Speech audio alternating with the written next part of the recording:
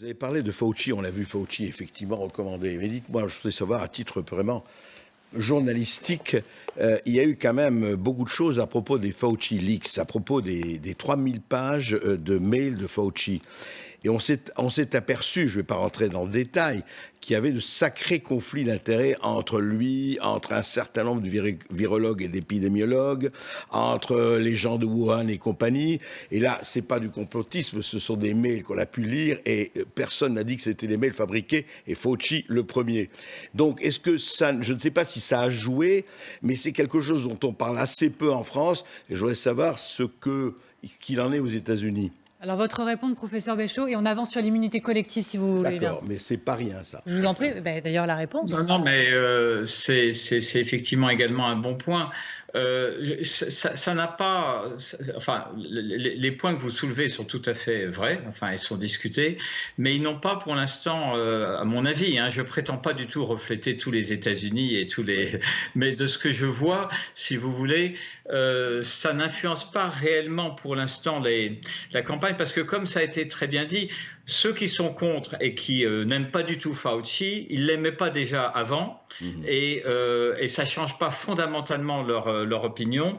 Et ceux qui étaient plutôt pour l'instant, en tout cas, ça ne change pas vraiment. Mais par contre, on n'a pas le temps d'en parler là, il y a des vraies questions qui sont discutées de façon très forte. Et je sors d'ailleurs d'un séminaire sur ces questions-là il y a un instant. Mais ça, c'est un sujet important. Mais je ne crois pas que ça influence vraiment pour l'instant le patinage, entre guillemets, de choses. André Berkoff. Oui, moi je voudrais introduire un bémol dans ce concert vaccinal.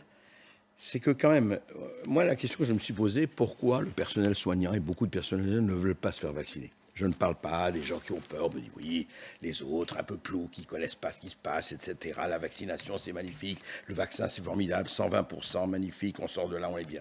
Prêt pour votre vaccin, moi c'est déjà fait. Et encore une fois, je préviens, moi je me suis fait vacciner. Et encore une fois, je préviens, moi je me suis fait vacciner. Et encore une fois, je préviens, moi je me suis fait vacciner. Je teste mon vaccin. Donc, on ne peut pas m'accuser de... Et c'est pas le problème. Le problème, si vous voulez, c'est qu'il y a un certain nombre de choses qui se sont passées au niveau du vaccin, au niveau de certains vaccins, au niveau de réactions. On entend, ça circule. Alors, où on me dit, c'est un complot, c'est n'importe quoi, on raconte, mais tous les jours, moi je peux vous dire, j'ai une émission de radio, j'ai des témoignages. Alors, c'est peut-être des témoignages minoritaires de gens qui ont pris tel ou tel vaccin, et il y a eu des réactions. Et il faut arrêter de nous dire « Non, il n'y a rien, ils racontent n'importe quoi, c'est faux, etc. » Quand je parle à un certain nombre de personnels soignants, eux me disent, c'est quand même pas des gens qui ne connaissent pas l'hôpital, qui ne savent pas ce dont ils parlent. Il dit, il y a des problèmes. On a eu des problèmes, on a été témoins de problèmes. Alors je veux bien qu'on dise, vaccin, c'est génial, c'est très bien, tout le monde est bien, mais pourquoi on ne dit pas qu'il peut y avoir, et c'est peut-être très minoritaire, des effets extrêmement fâcheux, ou même moins fâcheux, mais secondaires, et qu'on dise, voilà, alors, il y a certains vaccins qui peuvent provoquer des réactions. Vous l'avez mis sur la table, donc profitons de la présence de Martin Blachier et du professeur Bréchot pour répondre à vos interrogations. Or, ça, j'ai des témoignages, et pas seulement moi. Alors, Martin Blachier, non, mais professeur il y a Bréchot. un problème dont on a beaucoup parlé, effectivement, c'est les myocardites chez les jeunes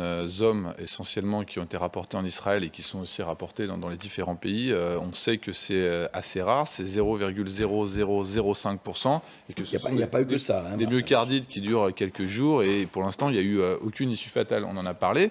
Il y a des suivis de pharmacovigilance où vous irez des listes très importantes de différents, quelques rares cas d'événements indésirables. Donc c'est tout à fait suivi. Vous dites que c'est exceptionnel. Oui, alors dans les données qu'on a, c'est exceptionnel. Alors moi, j'interroge pas chaque personne. Je fais confiance au système de pharmacovigilance qui a l'air de fonctionner. Et effectivement, il y a quelques réactions, mais qui sont rarissimes. Voilà. Moi, j'ai eu beaucoup de témoignages qu'on n'a rien caché. Professeur Bréchot, c'est l'occasion aussi de répondre à des inquiétudes parfois relayées ici par André Berkoff et peut-être un complément d'information. Je pense que ce sont à nouveau ce sont des bonnes questions. Moi, je suis d'accord sur le fait qu'on doit donner, effectivement, les personnes qui ont des inquiétudes, etc., il faut les prendre au sérieux et donner des informations. Les informations sont que les effets graves sont hyper exceptionnels. Alors, qui a mené ces études, hein ? Les pouvoirs publics ont bâclé les essais. Les avocats ont dégagé les labos de toute responsabilité. Alors on est tous des cobayes à compter de maintenant et attendez de voir qu'ils nous sortent une liste d'effets secondaires longue comme le déroulant d'un générique de fin. Si je dis ce qu'il faut, il n'y aura personne qui ira se faire vacciner. Il y a eu encore une étude, même avec AstraZeneca sur l'Écosse, sur plus de 3 millions de cas. Enfin, on est en thrombose à 1 sur 100 000 de mémoire, alors qu'en thrombose spontanée, on est à 6 sur 100 000 ou quelque chose comme ça. Mais par contre, ce qui est vrai et qui fait peur à des gens... Les premières personnes qui recevront le vaccin contre le MEV1 seront celles nées le... Pour des gens, c'est qu'il y a ces syndromes grippaux, par exemple, au moment de la deuxième injection, qui quelquefois peuvent être vraiment cognés. Et c'est vrai que quand on voit un collègue qui passe 48 heures dans son lit ou 36 heures dans son lit, complètement épuisé, etc., et ça n'est pas fréquent, mais ça n'est pas rare non plus. Donc, il faut effectivement dire les choses. Maintenant, on est dans une situation d'une pandémie qui a quand même tué au minimum 4 millions de personnes dans le monde, mais en fait, il y a des articles qui montrent que c'est probablement en fait le double. On progresse, on n'en parle même plus finalement, contrairement à il y a quelques mois où on égrenait un peu le nombre d'infections, le nombre de décès, mais ça continue quand même à augmenter. Hein. Donc je pense qu'on est dans une situation où il faut dire la vérité, mais il faut que les gens se fassent vacciner. Professeur Bréchot, dans ces millions de morts du Covid, vous savez très bien qu'il y avait beaucoup de comorbidités et qui n'étaient pas morts du Covid. Vous le savez. Alors, je le sais, pas de la même manière que vous, parce que je vois votre sourire et que je ne prends pas de la même manière.